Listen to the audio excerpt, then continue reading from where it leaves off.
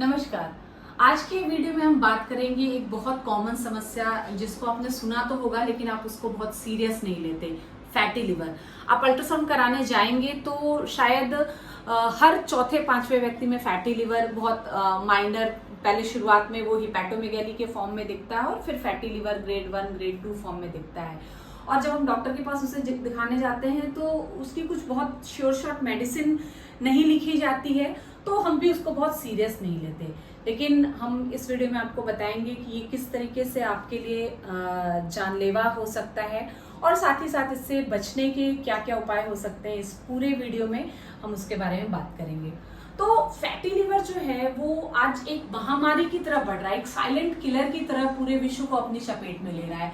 अगर पूरे विश्व की बात करें तो 25 to 30% इसका इंसिडेंस है ऑल ओवर द वर्ल्ड। और अगर इंडिया की बात करें तो 9 to 32% इन इंडिया इसका इंसिडेंस है। ये लोगों को अपनी चपेट में ले रहा है। शुरुआत में इसके कोई लक्षण नहीं होते, इसलिए हम इसको बहुत सीरियस नहीं लेते हैं।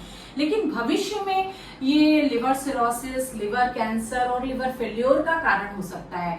और एक बार अगर ये एक स्टेज से आगे बढ़ जाए तो इसको हम रिवर्स नहीं कर सकते हैं। ग्रेड 1 जो है उसमें अगर आप सावधान हो जाए तो उसको जरूर रिवर्स कर सकते हैं, लेकिन अगर उससे आगे ये बढ़ता है तो इसको रिवर्स करना बहुत मुश्किल होता है और आप चाहकर भी कुछ नहीं कर सकते। इसके लक्षण आपको आज अगर फैटी लिवर दिख रहा है तो आपको इससे 10 से 15 साल बाद उसके लक्षण दिखने शुरू होंगे। तो इस कारण से भी हम इसको बहुत सीरियस नहीं लेते। लेकिन अगर आपको अपना स्वास्थ्य अच्छा रखना है, लॉन्ग टर्म में आप हेल्दी लाइफ अपनी जीना चाहते हैं, तो आपको जरूर इसके बारे में जानना चाहिए और इसके बचाव के क्या कारण हो सकते हैं और इसका बेसिक कारण क्या है, ऐसा क्या करें कि आपको भविष्य में ना हो, वो जानना आपके लिए बहुत जरूरी है। तो अगर बात करें सबसे पहले ये कितने तरीके का होता है या किन कारणों से होता है। पहले तो ज्यादा अल्कोहल लेने वाले लोगों को होता था, लेकिन आज लाइफस्टाइल और डाइट का पैटर्न ऐसा चेंज हुआ है जिसके कारण ये अल्कोहल नहीं लेने वाले भी लोगों को होता है। ज्यादातर जो ओबीज हैं, जो मोटापे से ग्रसित हैं या जो डायबिटिक हैं या जिनकी लाइफस्टाइल बहुत सेडेंट्री है, जो बैठ के बहुत काम करते हैं, एक्सरसाइज वगैरह नहीं करते हैं, जो फास्ट फूड का बहुत कंजम्पशन कर रहे हैं, उन लोगों को ये ज्यादा होने का चांस रहता है। सिम्टम्स शुरू में नहीं आते, इसलिए हम इसके लिए सीरियस नहीं होते और बहुत बार हमें पता भी नहीं होता है कि हम फैटी लिवर की चपेट में आ गए हैं।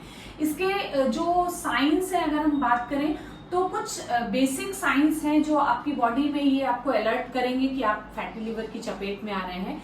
आपके गर्दन के पीछे या आगे की तरफ आप हाथ फिरा के देखें, अगर छोटे छोटे से मांस के बस्से जैसे आपको अगर आने शुरू हुए हैं तो ये एक सिग्नल है कि आप फैटी लिवर की चपेट में आ रहे हैं। या गर्दन पे काली धारियां बन रही हो, गर्दन आपकी पहले मतलब ओबेसिटी, आपका वेट बढ़ रहा हो, तो आप अलर्ट हो जाइए और आपको जरूर डॉक्टर से मिलना चाहिए कि आप शायद फैटी लिवर की चपेट में आने वाले हैं। क्योंकि फैटी लिवर सिर्फ लिवर ही नहीं, ये दर्शाता है कि आपकी बॉडी की मेटाबॉलिज्म कम है और ये भविष्य में बहुत सारी बीमारियों का कारण बन सकता है, चाहे वो डायबिटीज हो, चाहे वो थायराइड हो, चाहे वो हार्ट डिजीज हो, चाहे वो हाई ब्लड प्रेशर हो।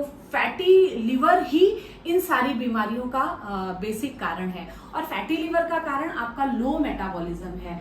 तो शुरुआत में अगर आपको कॉन्स्टिपेशन, खाना खाने के बाद एकदम से पेट में भारीपन होना, गैस बहुत ज्यादा बनना, अगर ये लक्षण हो रहे हैं तो ये आपको सिग्नल दे रहे हैं कि आपका डाइजेशन सही नहीं है, आपका डाइजेस्टिव सिस्टम वीक हो रहा है, जो भविष्य में फैटी लिवर का कारण हो सकता है। और फैटी लिवर फिर उसके बाद और भी बहुत सारी बीमारियों का कारण हो सकता है। तो बेसिकली फैटी लिवर से बचने के लिए आपको एक्टिव लाइफस्टाइल अपनी रखनी चाहिए, डाइट हेल्दी लेनी चाहिए। हेल्दी डाइट में आपका एक मील, या तो नाश्ता या तो जो दोपहर का लंच है वो आपको रॉ रखना है। रॉ में जैसे कच्चा पक्का आपको साथ में नहीं खाना है। ये नहीं कि आप खाने के साथ सैलड ले रहे हैं तो आप बोले कि हम रॉ ले रहे हैं। आपको कच्चा पक्का साथ लेने से वो डाइजेशन में डिस्टर्बेंस ही करेगा। इसलिए एक मील, चाहे वो नाश्ता हो चाहे वो दोपहर का लंच हो, आप उसमें भीगे हुए चने और फिर उसके साथ खीरा, गाजर, इस तरह से रॉ वेजिटेबल्स लीजिए। रॉ वेजिटेबल्स जो हैं वो शरीर को पर्याप्त मात्रा में फाइबर देते हैं। लेकिन हाँ, रॉ जब आप ले रहे हैं तो आप इस बात का ध्यान रखिए कि आपका डाइजेशन वीक ना हो। अगर आपका डाइजेशन वीक होगा तो वो फिर आपको दूसरी प्रॉब्लम, गैस की प्रॉब्लम या इनडाइजेशन की प्रॉब्लम होगी, जो आपके लिए फायदेमंद नहीं बल्कि नुकसानदायक होगा रॉ फूड लेना। तो पहले आप सबसे पहले देखें कि आपका डाइजेशन सही है कि नहीं। अगर आपको लग रहा है कि आप थोड़ा भी खाने के बाद पेट में भारीपन आ रहा है या गैस बहुत ज्यादा बनती है या कॉन्स्टिपेशन रहता है, तो आप अपने आयुर्वेदिक डॉक्टर से पहले मिलें, जिससे वो दीपन पाचन करा के आपकी जो अग्नि है, जो आपका मेटाबॉलिज्म है, उसको बढ़ाएगा और फिर आप उसके बाद ये सारी चीजें लें जिससे आपका डाइजेशन इंप्रूव होगा। तो रॉ वेजिटेबल्स या रॉ चीजें आपको डाइजेशन सही करने के बाद ही लेनी है।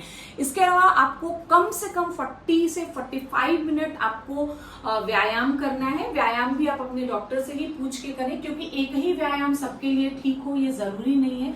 आप अपने बॉडी कंस्टिट्यूशन, प्रकृति के हिसाब से व्यायाम अपने आयुर्वेदिक डॉक्टर से पूछ सकते हैं।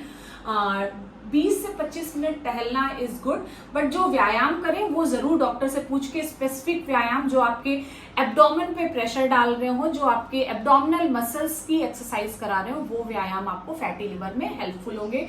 फॉरवर्ड बेंडिंग, बैकवर्ड बेंडिंग और लेटरल ट्विस्ट वाले जो आसन है वो आपके लिए अच्छे होते हैं। यहाँ योगासन ही बताना करना ज्यादा हेल्पफुल है बाकी एक्सरसाइजेस जो जिमिंग होती है उसके बदले, क्योंकि योग आसन जो हम करते हैं उसमें मसल पे प्रॉपर स्ट्रेचिंग होती है और वो आपके उस पर्टिकुलर अंग पे, क्योंकि योग आसनों का प्रभाव बताया गया कि किस अंग पे किस तरीके से कार्य करता है, तो योगासन अपने आयुर्वेदिक डॉक्टर से एडवाइस लेके करें। इसके अलावा लगातार बैठा नहीं रहना है। बैठ रहे हैं, थोड़ी देर बैठने का काम कर रहे हैं, फिर थोड़ी देर टहलना है। लगातार सीडेंटरी लाइफस्टाइल नहीं रखनी है। दिन में खाना खाने के बाद सोना नहीं है। सुबह बहुत लेट तक नहीं सोना है। और व्यायाम जो है वो कोशिश करें कि मॉर्निंग आवर्स में ही करें। अगर आप इन सारी बातों का ध्यान रखते हैं, मतलब अपनी लाइफस्टाइल एक्टिव रखते हैं, सुबह उठ के व्यायाम करते हैं, हेल्दी डाइट लेते हैं, अपनी प्रकृति के अनुसार डाइट लेते हैं, तो आपको भविष्य में आपका मेटाबॉलिज्म लो नहीं होगा। और लो मेटाबॉलिज्म नहीं होगा तो आप फैटी लिवर से बच सकते हैं, क्योंकि इसका कोई, बार बार मैं कह रही हूँ, इसका कोई शॉर्ट ट्रीटमेंट नहीं है। और इसको पहचाने कैसे, उसके लिए मैंने जो बताया कि गले पे मस्से होंगे या गले पे काली धारियां बनेंगी, तो आप समझ सकते हैं कि आप फैटी लिवर की गिरफ्त में आने वाले हैं। या दो बहुत सिंपल टेस्ट है, एक तो बहुत ही सिंपल टेस्ट है और बहुत सस्ता भी है, SGOT और SGPT करके ब्लड टेस्ट होते हैं दो, जिसका जो लेवल होता है नॉर्मल 35 to 40 होता है। अगर उसके ऊपर आपका मानिए 80 के ऊपर जा रहा है तो ये आपको एक चेतावनी है कि आपका लिवर फंक्शन जो है, SGPT इसमें स्पेशली, वो आपका लिवर फंक्शन डिस्टर्ब होने की निशानी है, जिससे आज नहीं तो कल आप फैटी लिवर की गिरफ्त में आ सकते हैं। और साथ ही एक अल्ट्रासाउंड जो पूरे पेट का करवाया जाता है, खाली पेट, अगर उसमें फैटी लिवर या हेपेटोमेगैली आ रही है तो भी आपको अलर्ट हो जाना है। आपको अपनी डाइट, लाइफस्टाइल सही करनी है। वेट अगर बढ़ा हुआ है तो वेट कम करने के लिए आप अपने आयुर्वेदिक डॉक्टर से परामर्श कीजिए, जिससे आप फैटी लिवर की गिरफ्त में नहीं आएंगे। क्योंकि फैटी लिवर ही बहुत सारी बीमारियों का, जैसे डायबिटीज, हाइपोथायराइडिज्म,